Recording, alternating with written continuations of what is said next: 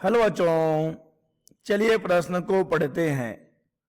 वैद्युत द्विध्रुव की अक्षीय स्थिति में किसी बिंदु पर वैद्युत क्षेत्र की तीव्रता का सूत्र प्रयुक्त संकेतों का अर्थ बताते हुए लिखिए।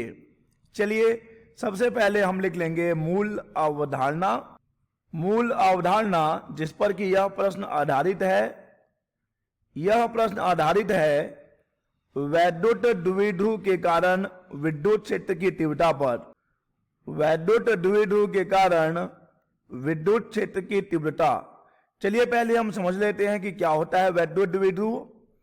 बच्चों, वैद्युत द्विध्रुव दो समान परिमाण के आवेशों का, जिनमें कि आवेशों की प्रकृति विपरीत होती है, अतः एक प्लस क्यू आवेश होगा और एक माइनस क्यू आवेश होगा, जो कि एक दूसरे से बहुत ही अल्प दूरी पर होंगे। और इस दूरी को बच्चों हम दिखाते हैं 2L से, यानी 2L से। तो बच्चों इस निकाय को हम कहते हैं वैद्युत द्विध्रुव। वैद्युत द्विध्रुव दो समान परिमाण के आवेशों का, जिनमें कि आवेशों की प्रकृति विपरीत है, इस निकाय को हम कहते हैं वैद्युत द्विध्रुव। और ये आवेश एक दूसरे से बहुत ही अल्प दूरी पर होते हैं। बच्चों, हमें यहां पर इस वैद्युत द्विध्रुव के कारण अक्षीय स्थिति में विद्युत क्षेत्र की तीव्रता ज्ञात करनी है। बच्चों, अक्षीय स्थिति क्या होता है? देखिए, इन दोनों आवेशों को मिलाने वाली रेखा को हम कहते हैं द्विध्रुव अक्ष। और अगर बिंदु जिस पर हमें विद्युत क्षेत्र ज्ञात करना है इन दोनों आवेशों को मिलाने वाली रेखा पर कहीं स्थित है, तो बच्चों इसे हम नाम देते हैं अक्षीय स्थिति का। तो चलिए बच्चों, हम इस प्रश्न को हल करते हैं। मान लेते हैं कि हमारे पास एक वैद्युत द्विध्रुव है। उस वैद्युत द्विध्रुव का नाम है AB, जो कि बना हुआ है प्लस क्यू और माइनस क्यू आवेशों से, जिनके बीच की दूरी है बच्चों 2L। और हम ये मान लेते हैं कि इस वैद्युत द्विध्रुव का द्विध्रुव आघूर्ण P बराबर है Q गुणा 2L। द्विध्रुव आघूर्ण हम जानते हैं P बराबर होता है Q इंटू 2L। अब चलिए बच्चों, हम मान लेते हैं कि हमें ज्ञात करना है इस बिंदु P पर विद्युत क्षेत्र की तीव्रता इस वैद्युत द्विध्रुव AB के कारण, जो कि कहां पर स्थित है? अक्षीय स्थिति में है, और उसकी दूरी है स्मॉल r। बच्चों, हमें दूरी कहां से लेनी है? हमें बिंदु की दूरी लेनी है वैद्युत द्विध्रुव के केंद्र से, यानी कि मध्य बिंदु से। चलिए मान लेते हैं कि ये कितनी दूरी पर है? r दूरी पर है। तो बच्चों हमारे पास क्या है? हमारे पास एक वैद्युत द्विध्रुव है जिसका नाम है AB, जो कि बना हुआ है प्लस क्यू और माइनस क्यू आवेशों से मिलकर, और इसका जो द्विध्रुव लंबाई है वो 2L है। द्विध्रुव आघूर्ण P बराबर है Q इंटू 2L। और हमें एक बिंदु P हमारे पास है जो कि अक्षीय स्थिति में है मध्य बिंदु O से r दूरी पर, जहां पर हमें विद्युत क्षेत्र की तीव्रता ज्ञात करनी है। तो बच्चों पहले हम दूरी ज्ञात कर लेते हैं। इस बिंदु P की दूरी प्लस क्यू आवेश से कितनी हो जाएगी? प्लस क्यू आवेश से दूरी हो जाएगी r माइनस L, जहां पर कि बच्चों L यहां से यहां की दूरी होगी, ये हो जाएगी L। ठीक है बच्चों, क्योंकि O मध्य बिंदु है, O मध्य बिंदु है। तो चलिए इसे हम यहां दिखा देते हैं कि ये है दूरी, ये L होगा तो ये भी स्मॉल l हो जाएगा बच्चों। तो यहां पर AP बराबर कितना बच्चों? हमें AP बराबर मिल रहा है r माइनस L। वैसे ही हम दूरी ज्ञात कर लेंगे BP, जो कि माइनस क्यू आवेश से इस बिंदु P की दूरी होगी। तो बच्चों अगर हम बात करें कि यहां पे BP कितना होगा, तो BP के लिए आपको यहां से लेके यहां तक जाना होगा, ये हो जाएगा BP, और यहां पे BP आ जाएगा r प्लस L के बराबर। BP बराबर आ जाएगा r प्लस L। चलिए बच्चों, अब हम इस प्लस क्यू आवेश के कारण बिंदु P पर विद्युत क्षेत्र ज्ञात कर लेंगे, फिर माइनस क्यू आवेश के कारण बिंदु P पर विद्युत क्षेत्र ज्ञात कर लेंगे, और फिर हम उन दोनों का परिणामी विद्युत क्षेत्र ज्ञात कर लेंगे। तो पहले हम ज्ञात कर रहे हैं प्लस क्यू आवेश के कारण विद्युत क्षेत्र, जो कि हो जाएगा 1/4 पाई एप्सिलॉन नॉट Q बटे AP का वर्ग। बच्चों हम जानते हैं कि बिंदु आवेश के कारण विद्युत क्षेत्र की तीव्रता होती है 1/4 पाई एप्सिलॉन नॉट Q बटे R का वर्ग। तो यहां पे हम देखें तो R का मान हो जाएगा इस प्लस क्यू आवेश से दूरी कितनी है बच्चों? प्लस क्यू आवेश से बिंदु P की दूरी है r माइनस एल। तो यहां पर हम AP लिख रहे हैं, अगर देखा जाए तो नाम तो AP होगा लेकिन दूरी होगी r माइनस एल, अर्थात यहां पे हमें मिलेगा 1/4 पाई एप्सिलॉन नॉट क्यू बटे r माइनस एल का वर्ग, और इसकी दिशा होगी A से P की ओर, AP के अनुदिश। AP के अनुदिश क्यों होगी बच्चों? AP के अनुदिश इसलिए होगी क्योंकि हम जानते हैं प्लस क्यू यानी धन आवेश से विद्युत क्षेत्र निकलता है, तो ये हो जाएगी E प्लस क्यू की दिशा, E प्लस क्यू। अब बच्चों हम बिंदु P पर द्विता याद कर लेंगे माइनस क्यू आवेश के कारण, ऋण आवेश के कारण, तो 1/4 पाई एप्सिलॉन नॉट क्यू बटे बीपी का वर्ग अब लिखा जाएगा, क्योंकि हमारे ऋण आवेश की दूरी कितनी है? B से P यानी R प्लस एल है, हम यहां पर R प्लस एल लिख लेंगे। तो ये हमें मिल रहा है 1/4 पाई एप्सिलॉन नॉट क्यू बटे R प्लस एल का वर्ग, और इसकी दिशा होगी P से B की ओर यानी कि PB के अनुदिश, क्योंकि बच्चों हम जानते हैं कि विद्युत क्षेत्र ऋण आवेश की ओर आता है।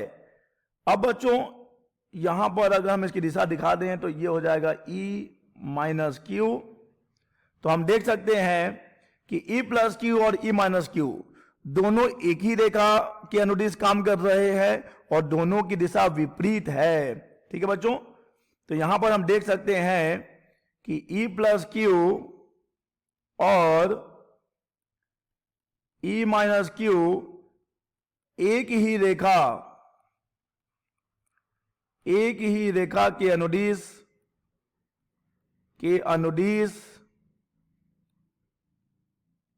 विपरीत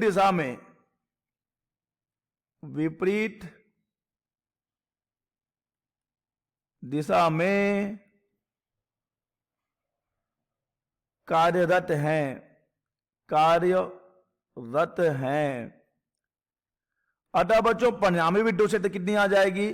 परिणामी विद्युत क्षेत्र आ जाएगी E बराबर E plus Q minus E minus Q. चलिए अब मान रख देते हैं 1/4 पाई एप्सिलॉन नॉट क्यू बटे R माइनस एल का वर्ग minus 1/4 pi epsilon not Q बटे R प्लस एल का वर्ग। ठीक है बच्चों, चलिए इसे अब हम हल करेंगे। तो यहां से देखिए हम क्या बाहर निकाल सकते हैं, यहां से हमें बाहर मिल जाएगा Q बटे 4 पाई एप्सिलॉन नॉट, और ब्रैकेट में बच जाएगा 1/R माइनस एल का वर्ग माइनस 1/R प्लस एल का वर्ग। तो चलिए इसे और हल करें, तो E बराबर Q बटे 4 पाई एप्सिलॉन नॉट, और ये हो जाएगा, देखिए हम यहां पर तिर्यक गुणा कर सकते हैं, इसको इधर ले जा सकते हैं, इसको इधर हल करने के लिए, ये तो वर्ग है बच्चों।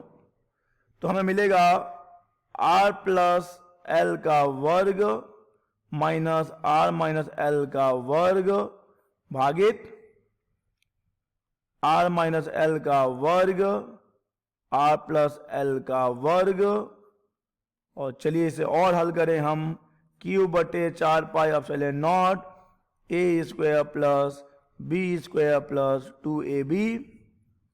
ठीक है बच्चों, और यहां पे माइनस है तो ये हो जाएगा A स्क्वायर और ये minus L square, minus minus plus हो जाएगा 2RL।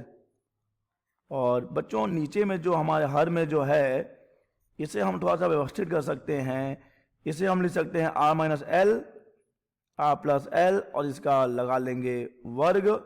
तो देखिए हो जाएगा ये A minus B A plus B, A minus B A plus B. तो ये हो रहा है, पहले तो हम अंश को निपटाते हैं बच्चों। तो यहां से R स्क्वायर L स्क्वायर ये हो जाएगा 4RL भागित A square minus B square यानी कि R square minus L square का B स्क्वायर है। चलिए और आगे बढ़ें, तो हमें मिलेगा E बराबर 1/4 पाई एप्सिलॉन नॉट। अब देखिए बच्चों ये Q है और ये 4RL में से 2 हम L को दे देंगे, तो 2 मिलेगा R को, और ये हो जाएगा Q इंटू 2L बटे R square minus L square का होल स्क्वायर, ई बराबर 1/4 पाई एप्सिलॉन नॉट। और बच्चों Q इंटू 12 क्या होगा, देखिए हमने इसकी बात की है, ये है द्विध्रुव आघूर्ण, यानी इसे हम लिखेंगे, बराबर नहीं आएगा बच्चों यहां पर, इसे हम लिखेंगे 2rp बटे R square minus L square का स्क्वायर। ये है बच्चों अक्षीय स्थिति में विद्युत क्षेत्र की तीव्रता। अक्षीय स्थिति में विद्युत क्षेत्र की तीव्रता, जहां पर r बिंदु की दूरी है, स्मॉल p है बच्चों, ये स्मॉल p है, ध्यान दीजिएगा, स्मॉल p जो कि है वैद्युत द्विध्रुव आघूर्ण, और l क्या है बच्चों, l जो है इस वैद्युत द्विध्रुव की लंबाई का आधा है। बच्चों यहां पर हम एक स्थिति लगा सकते हैं, यदि हम मान लेते हैं कि हमारा जो वैद्युत द्विध्रुव है बहुत छोटा है, तो ऐसी स्थिति में हम कह सकते हैं कि L अगर बहुत बहुत छोटा है R से, अर्थात हमारा वैद्युत द्विध्रुव बहुत छोटा है उस बिंदु की दूरी की तुलना में, जिस बिंदु पर हमें विद्युत क्षेत्र ज्ञात करना है, तो हम यहां पर L की उपेक्षा कर सकते हैं।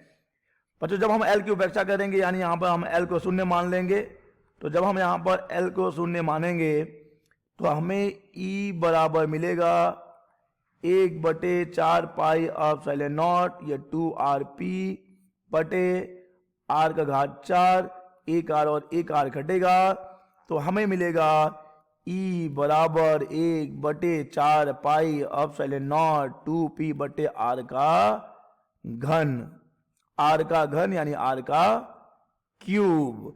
यह है बच्चों वैद्युत द्विध्रुव के कारण अक्षीय स्थिति में वैद्युत क्षेत्र की तीव्रता का अंतिम सूत्र। बच्चों अगर हम इसकी दिशा की बात करें तो हम दिशा देख सकते हैं कि इसकी दिशा होगी A से P की तरफ, इसकी दिशा होगी, परिणामी विद्युत क्षेत्र की दिशा होगी A से P की तरफ। ठीक है बच्चों, तो आशा करते हैं बच्चों आपको यह प्रश्न समझ आया होगा। धन्यवाद।